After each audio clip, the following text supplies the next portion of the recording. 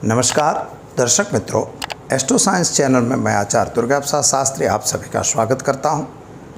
इस चैनल में हम विविध प्रकार के वीडियो बनाते हैं और साथ ही में जो राशि संबंधित वीडियो होते हैं और इसके अतिरिक्त आपकी समस्याओं के लिए भी हम वीडियो बनाया करते हैं। जो ज्योतिषीय समस्या हो या आपकी शारीरिक या मानसिक कोई भी प्रकार की तकलीफ़ हो उसका वीडियो हम बनाते हैं और विशेष तौर पर जो कमेंट में मिले हुए होते हैं या फ़ोन के द्वारा बताते हैं उन पर हम उन सब्जेक्टों पर वीडियो विशेष बनाते हैं। अगर आपकी कोई समस्या है तो आप अवश्य हमें कमेंट बॉक्स में या तो फिर आप हमें रूबरू फ़ोन द्वारा भी अपनी समस्या बता सकते हैं, जिसका सॉल्यूशन दिया जाएगा। मित्रों, अगर चैनल को आपने सब्सक्राइब नहीं किया तो ज़रूर कर दीजिए और साथ ही में अगर वीडियो अच्छा लगता है तो उसे लाइक करिए और अपने मित्रों में उसे शेयर ज़रूर करिए और कमेंट देना बिल्कुल न भूलिए।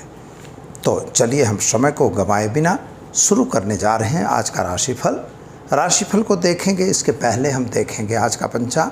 आज विक्रम संवत 2077 और शक संवत 1943। मित्रों, इस संवत्सर के अंदर आज ज्येष्ठ का महीना चल रहा है, शुक्ल पक्ष की तिथि है और ज्येष्ठ कृष्ण पक्ष की शुक्ल पक्ष की द्वितीया तिथि आज प्रारंभ हुई है और जो नक्षत्र है वह आर्द्रा नक्षत्र रहेगा जो 16:58 तक है और इसके बाद जो है पुनर्वसु नक्षत्र की शुरुआत हो जाएगी। योग जो है वह गंड योग रहेगा और 9:43 तक। इसके बाद वृद्धि योग की शुरुआत होगी और राशि जो है मिथुन रहेगी, यानी जो बच्चे आज जन्म लेंगे उनका नामकरण मिथुन राशि के नाम अक्षर पर यानी क छ घ अक्षरों पे नामकरण किया जाएगा। जो बच्चे आज जन्म ले रहे हैं अथवा जिनका भी जन्मदिन है उन सभी को हमारे एस्ट्रो साइंस चैनल के परिवार की तरफ से खूब खूब हार्दिक बधाई। आपको जन्मदिन की खूब खूब मुबारकबाद हो और साथ ही में आपका जीवन ऐश्वर्य में रहे। आपके जीवन में आने वाले सारे संकट भगवान शिव दूर करें, यही हमारी प्रार्थना है। तो चलिए हम शुरू करते हैं राशिफल। मेष राशि से पहले शुरुआत करेंगे, लेकिन मित्रों आज का मुख्य विषय रहेगा कि अगर आपने शादी नहीं हो रही है तो कौन सा उपाय आप करेंगे, इसके बारे में हम आपको वीडियो के अंत में या बीच में बताने वाले हैं। इसलिए वीडियो पूरा आप ज़रूर अवलोकित करिए, उसको ज़रूर देखिए। मेष राशि वाले जातकों के लिए कैसा रहेगा दिन? तो आपके लिए दिन की शुरुआत तो अच्छी दिखाई दे रही है, कामकाज भी ठीक दिखाई देता है, लेकिन स्वास्थ्य संबंधी थोड़ी परेशानी का सामना आपको करना पड़ेगा। कुछ छोटी बड़ी यात्राओं में भी आप जा सकते हैं मित्रों। विदेश गमन वगैरह के कार्यों में भी सफलता हो सकती है। अगर ज़मीन मकान संबंधी कुछ प्रश्न आपके घर में हैं तो उनका सॉल्यूशन आ जाएगा, लेकिन जल्दबाजी में कोई काम नहीं करना है। और अगर नौकरी वगैरह में आप लगे हुए हो तो नौकरी छोड़ने की ज़रूरत बिल्कुल नहीं दिखाई दे रही। आर्थिक तौर पर यह समय बहुत अच्छा नहीं दिखाई दे रहा है। लेन देन से ज़रा दूर रहने की भी ज़रूरत है। क्या करना होगा? तो आपको आज घर में एक घी का दीपक जलाएंगे और ओम नमः शिवाय मंत्र की एक माला करके दिन की शुरुआत करेंगे। आपका दिन बेहतर रहेगा। वृषभ राशि वाले जातकों की बात करते हैं तो आपके लिए समय थोड़ा अनुकूल दिखाई दे रहा है। परिवार में जो क्लेश चल रहे थे उनमें राहत मिल जाएगी और जो पैसे आपके कहीं फंसे हुए थे वे पैसे वापस लौट रहे हैं। थोड़ा आर्थिक तकलीफ तो ज़रूर दिखाई दे रही है मित्रों, लेकिन घर में वातावरण बिल्कुल अच्छा बनता हुआ दिखाई दे रहा है। माता पिता के बीच में जो अंतर था वह भी दूर होगा। भाइयों के साथ का भी संबंध अच्छा हो जाएगा। एक बात को आपको ज़रूर ध्यान देना होगा, अगर आप कोई ऐसा काम करने जा रहे हैं कि जिस काम में बहुत जल्दी से पैसा मिलने वाला है तो ज़रा उस काम से ज़रा दूर रहिएगा, क्योंकि वह काम सही नहीं दिखाई देता है। कहीं ना कहीं कोई गलत चीज़ आपके साथ बन सकती है। अंधा विश्वास किसी पे बिल्कुल नहीं करिएगा। छात्रों के लिए समय सुंदर और उत्तम जरूर है। आप अपने कार्य में अवश्य आगे बढ़ सकते हैं, चाहे कंपटीशन टेस्ट हो या कोई भी टेस्ट हो, उसमें आपको सफलता जरूर प्राप्त होगी। एक गरीब को भोजन जरूर करवाइएगा, इससे आपका दिन और शुभ हो सकता है। चलिए अब देखते हैं मिथुन राशि। मिथुन राशि वाले जातकों के लिए समय सामान्य अच्छा है, कामकाज भी अच्छा है, लेकिन मानसिक उचाट और टेंशन आपका बना हुआ है। मन में चिंता और उद्विग्नता जरूर दिखाई दे रही है और पति पत्नी के साथ या साझेदारों के साथ थोड़ा सा मतमतांतर बनता हुआ दिखाई दे रहा है, यानी मतमतांतर न हो जाए इसका ध्यान आपको रखना जरूरी है। पारिवारिक क्लेश तो ठीक हो गया है, आर्थिक तौर से समय सुंदर दिखाई देता है, नई नौकरी मिलने के चांस भी आपको दिखाई दे रहे हैं। विद्यार्थियों के लिए समय सुंदर और अच्छा है और आपको भी शायद विदेश गमन वगैरह में फ़ायदा हो ऐसा योग बन रहा है। लेकिन जल्दबाजी किसी भी काम में करना अच्छा नहीं होता है, साथ ही में आपको लेन देन से भी दूर रहने की ज़रूरत है। गाय को घास खिलाकर दिन की शुरुआत करेंगे मित्रों, अच्छा समय रहेगा। कर्क राशि वाले जातकों के लिए बात करते हैं तो आपके लिए समय सुंदर और अच्छा जरूर है, कामकाज भी ठीक दिखाई देता है, लेकिन खर्च का प्रमाण बढ़ता हुआ नज़र आ रहा है। आप खर्च आज बढ़ेगा।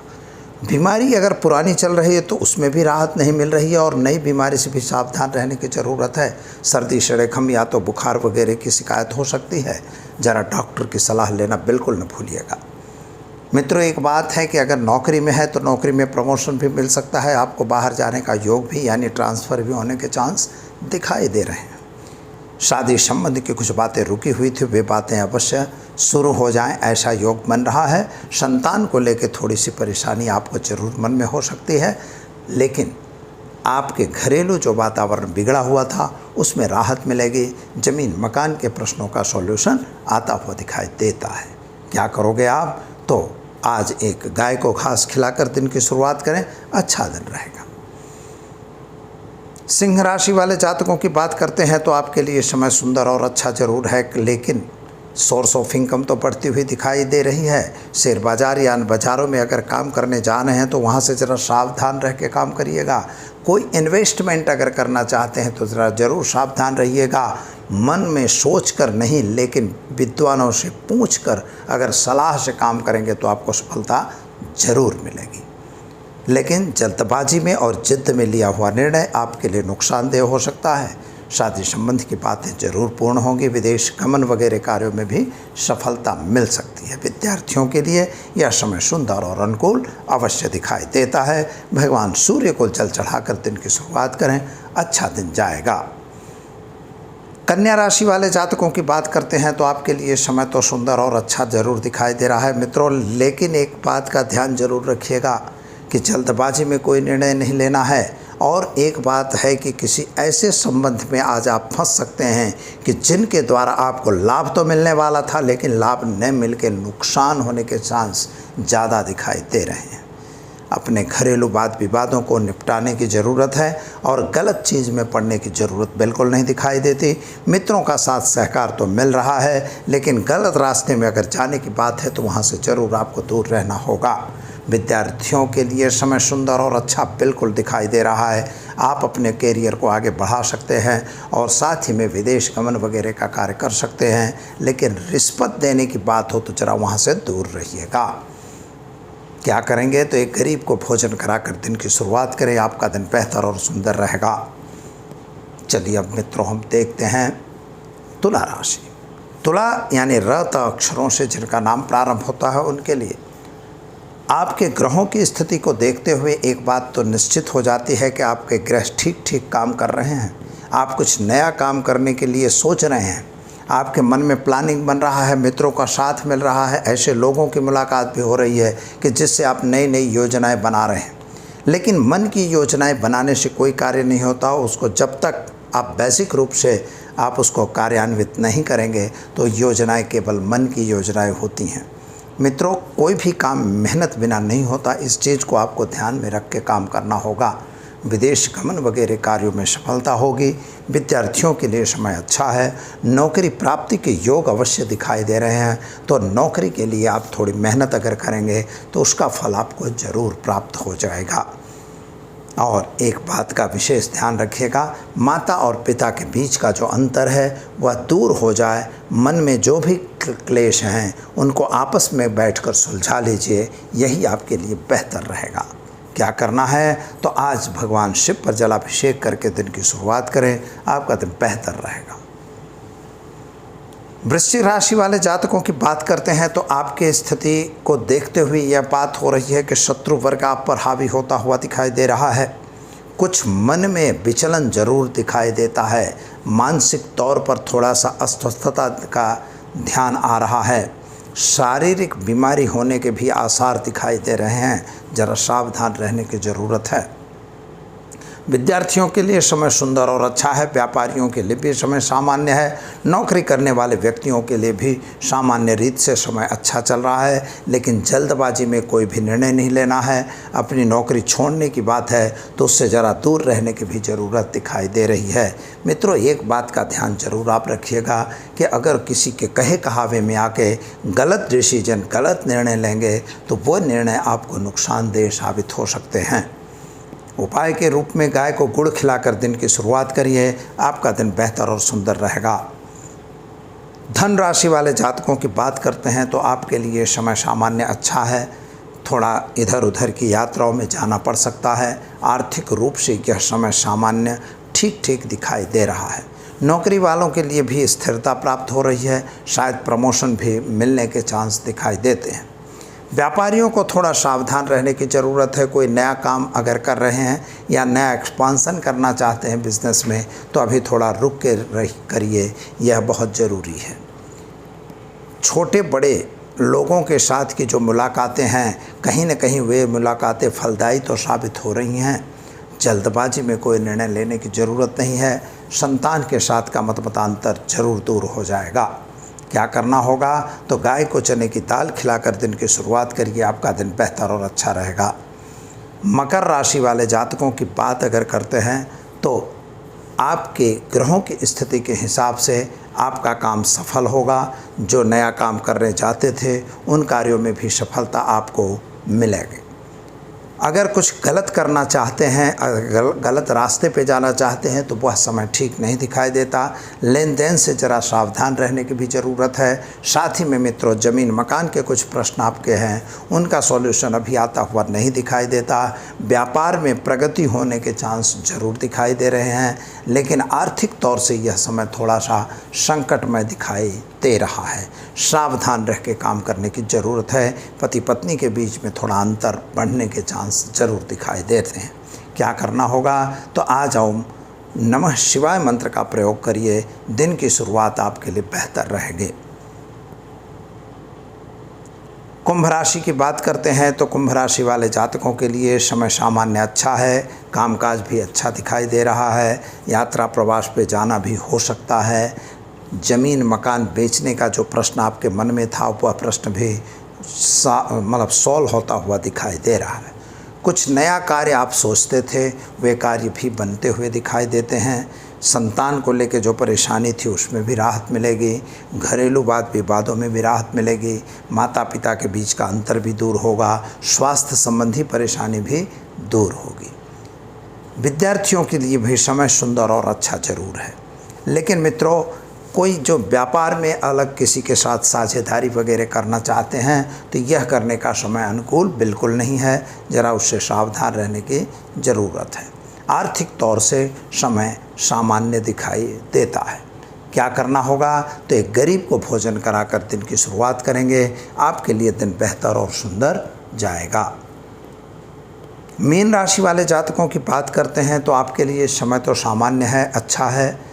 जो कुछ नया कार्य आप करने जाएंगे उस कार्य में भी आपको सफलता मिलेगी, लेकिन ज़रूरत वाले जगह पर आपको थोड़ा सोच विचार के काम करने की भी ज़रूरत है। व्यापार करने के लिए गलत कर्ज में या गलत रीत से फंसने की भी आवश्यकता नहीं है। जिन कार्यों की आपको आपके पास टेक्निक है, उसी कार्यों में आप अगर हाथ देंगे तो आपको सफलता मिलेगी। संतान को लेकर जो परेशानी थी वह थोड़ी सी दूर होती हुई दिखाई देती है। पति पत्नी का संबंध ठीक ठीक दिखाई दे रहा है। आर्थिक तौर से समय थोड़ा कमज़ोर जरूर है, लेकिन सावधान रह के काम करने की आवश्यकता है। विद्यार्थियों के लिए समय सुंदर और अच्छा अवश्य दिखाई दे रहा है। मित्रों, आज के लिए गाय को चने की दाल, गुड़ और रोटी खिलाकर अगर आप समय की शुरुआत करेंगे तो आपके लिए सुंदर समय जरूर व्यतीत होगा। ये तो रही 12 राशियों का राशिफल। अब हम देखने जाएंगे कि अगर शादी नहीं हो रही है तो करेंगे कौन सा उपाय। मित्रों, दो प्रकार से होता है। एक तो छात्रों की शादी रुकती है, यानी लड़कों की, और दूसरी लड़कियों की। कन्याओं की शादी के लिए अलग विधान है और पुरुषों की शादी के लिए, यानी बच्चों की शादी के लिए अलग विधान है। सर्वप्रथम आपको अपनी जन्म पत्रिका दिखानी चाहिए। जन्म पत्रिका के अंदर कहीं शादी के योग न हो ऐसा तो नहीं है। ऐसा भी होता है कि कभी कभी शादी के योग नहीं बनते हैं। इसके लिए मैंने एक वीडियो बनाया है, उस वीडियो को आप ज़रूर देखिएगा कि शादी होगी या नहीं, ऐसा वीडियो हम बनाए हैं। मित्रों, एक बात याद रखिएगा कि जो शादी के योग ही नहीं हैं, यानी शादी के कुंडली में अगर मान लीजिए कि वहाँ शादी का योग ही नहीं बन रहा है जिस व्यक्ति के, तो वहाँ शादी बनने के चांस बिल्कुल कम होते हैं। कभी कभी क्या होती है, एक शादी होती है टूट जाती है, दूसरी होती है टूट जाती है, तीसरी होती है टूट जाती है। कभी कभी क्या होता है कि संबंध बनते जाते हैं, टूटते जाते हैं, बनते जाते हैं, टूटते जाते हैं। ऐसा भी बनने के पीछे रहस्य जो है वो कुंडली में बताया हुआ है। और इसके लिए विशेष तौर से जो ग्रह वैलिड गिनता है तो शुक्र और गुरु महाराज, ये दो महत्व के ग्रह हैं। क्योंकि लड़कियों की शादी करवाने में गुरु महाराज बड़े हेल्पफुल होते हैं और बच्चों की शादी करवाने में शुक्र महाराज होते हैं। अब यहाँ शुक्र और राहु की बात है। कभी कभी क्या होता है, मंगल महत्व का भाग लेता है।